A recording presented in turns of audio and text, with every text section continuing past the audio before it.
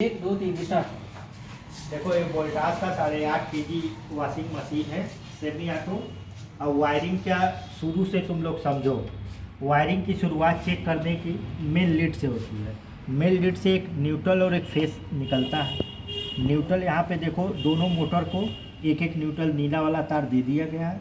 सफ़ेद वाला जो गया है ऊपर की तरफ जो आता है इस मॉडल में ये बजर के लिए आया हुआ है सफ़ेद तार यहाँ पे न्यूट्रल ना।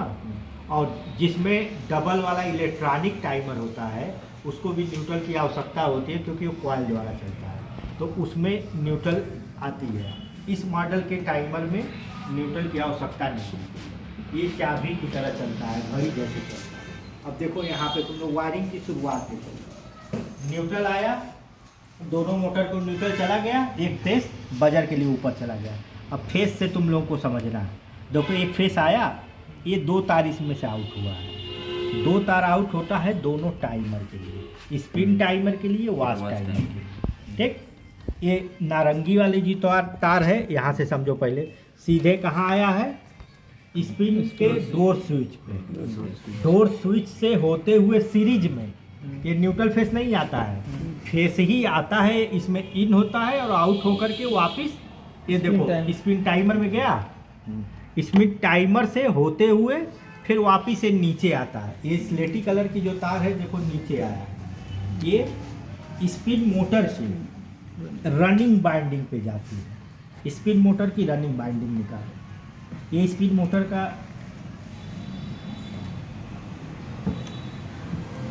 ये स्पिन मोटर है जी रनिंग स्टार्टिंग इधर नीचे पे ये आके जुड़ा हुआ है। ठीक, ऊपर से आया है ना ये देखो। अब स्पिन मोटर में 3 तार होते हैं। किसी भी मोटर में रनिंग स्टार्टिंग कॉमन 3 तार होते हैं। कॉमन न्यूट्रल में डायरेक्ट जुड़ चुका है और रनिंग और स्टार्टिंग में कैपेसिटर अपना जुड़ा हुआ है। ये डबल मान का कैपेसिटर होता है। देखो इसमें देखो 2 तार है ना, ये 2 इसमें लिखा होता है कौन सा किस मॉडल का है। देखो 13 MFD का है, जो 13 MFD का तार भी कोड भी लिखा होता है। रेड और येलो 13 MFD है। रेड और येलो ये जाता है वाश मोटर पे। और ये देखो 5 MFD का जो है क्या लिखा हुआ है, ब्लैक और येलो। ये ब्लैक और स्लेटी जो है यहाँ आया हुआ मोटर में। अब मोटर में 3 ही तार होते हैं। न्यूट्रल डायरेक्ट हमने दे दिया है, रनिंग स्टार्टिंग दिया है। स्टार्टिंग पॉइंट पे केवल कैपेसिटर का तार डाल के छोड़ दिया जाता है, टेप मार दो।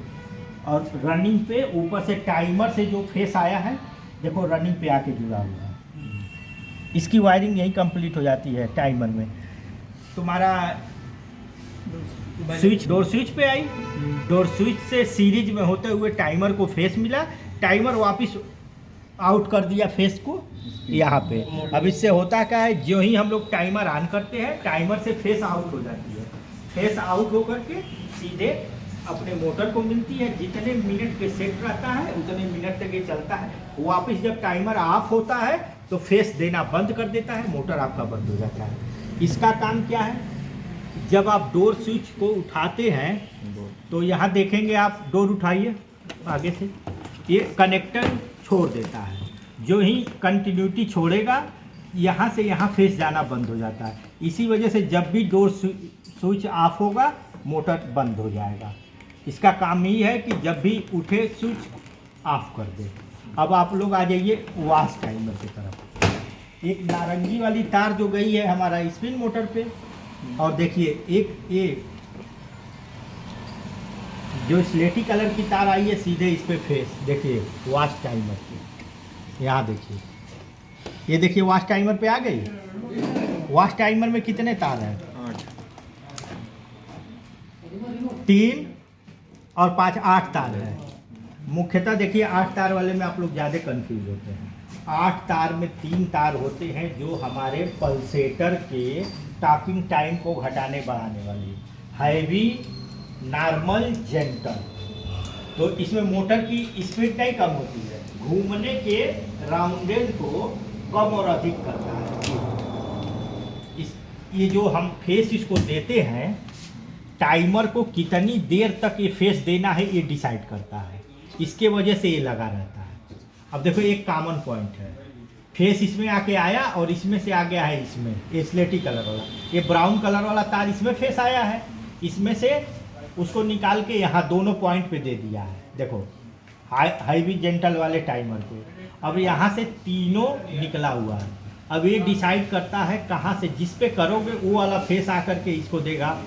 जेंटल पे करोगे तो जेंटल वाला फेस यहाँ देगा, नॉर्मल वाले पे करोगे तो नॉर्मल वाला फेस यहाँ देगा, हाईवी वाला फेस करोगे तो हाईवी वाला। अब फेस इसमें आया, जितना तुम लोग कहे, इसका क्या का है, पल्सेटर के राउंडेशन को घटाना और बढ़ाना, कपड़े के अनुसार जैसा करते हैं। अब इसको फेस मिल गया।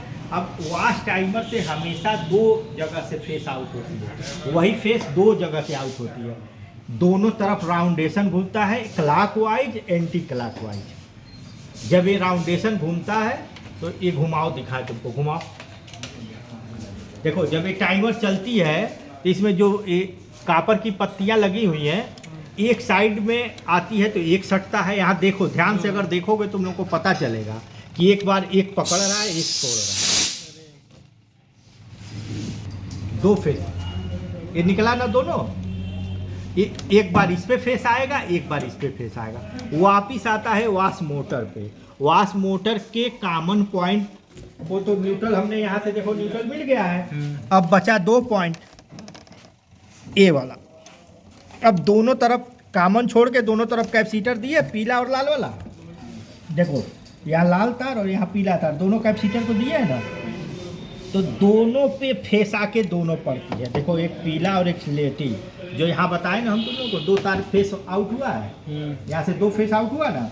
देखो एक यहाँ आके लगा है, एक यहाँ आके लगा है, दोनों को फेस मिलता है। और ये वॉश टाइमर की बाइंडिंग दोनों सेम होती है, रनिंग और स्टार्टिंग। एक बार जब इस पे फेस पड़ता है, पीला वाला तार आया, पीले पे पड़ा, एक कलर कोड पेन मत जाना, यहाँ से देखना तुम लोग कौन सा तार नीचे आया है।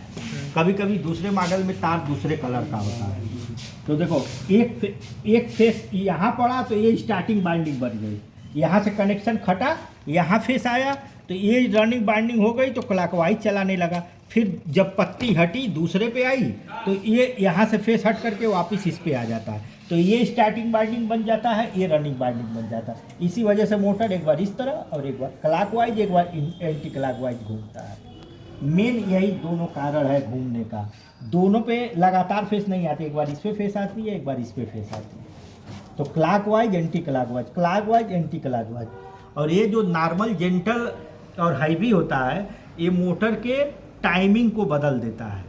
जैसे हाईवी पे चलाओगे तो पल्सेटर ज़्यादा देर तक राउंड मारेगा एक साइड में, और दूसरे साइड में वापस उतनी देर तक मारेगा। नॉर्मल वाले पे कम टाइम पे मारता है, घुमाओ, पहले कम घुमाव करेगा, फिर दूसरे बार भी कम घुमाव करेगा। इसका काम बस यही है। मान लो ये ख़राब है, तुमको मशीन चलानी है, तुम इस पॉइंट को, अगर ये ख़राब है, अब मशीन नहीं चल रही है, तो कैसे चेक करोगे? चेक करने का देखो, ये एक कॉमन पॉइंट है जो आके दोनों तार, देखो एक यहाँ भी लगा है, एक यहाँ भी लगा है, ये एक कॉमन है।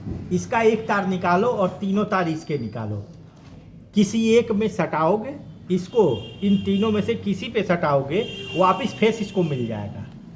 तुम्हारा ये ख़राब है कि सही है, चेक कर सकते हो। मान लो तुम्हारा ये टाइमर चल रहा है लेकिन तुम्हारे मोटर पे सप्लाई नहीं आ रही है, सबसे पहले क्या करोगे, एक कॉमन वाली तार निकालोगे, इन तीनों तार को बारी बारी सटा के देख लोगे, किसी पे ये चल गया तो ये वाला ख़राब है, ये नहीं ख़राब है। हाँ, अब ये वॉश टाइमर ख़राब है कि सही है, ये कैसे चेक करोगे? तुमने इसको फेस दिया, ये ब्राउन कलर वाला तार इसमें फेस आ गया ना, ठीक। अब इसमें लगा रहना चाहिए तार, तभी ये ऑपरेट होगा इस वाले मॉडल में। अगर मान लो ये ख़राब है, तुम चेक करना चाहते हो कि कैसे है, तो इसको एक तार इसका निकालो, एक तार इसका निकालो, आपस में साइड कर दो, फेस इसको मिलने लगेगा।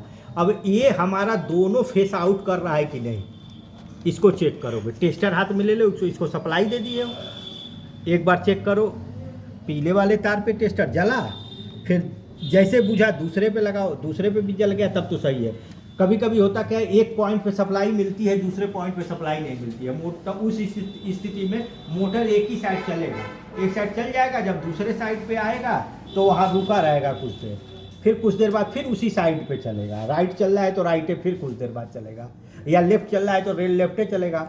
अब पूरी तरह खराब है तब दोनों पे फेस नहीं आएगा। 3 कंडीशन में खराब हो सकता है।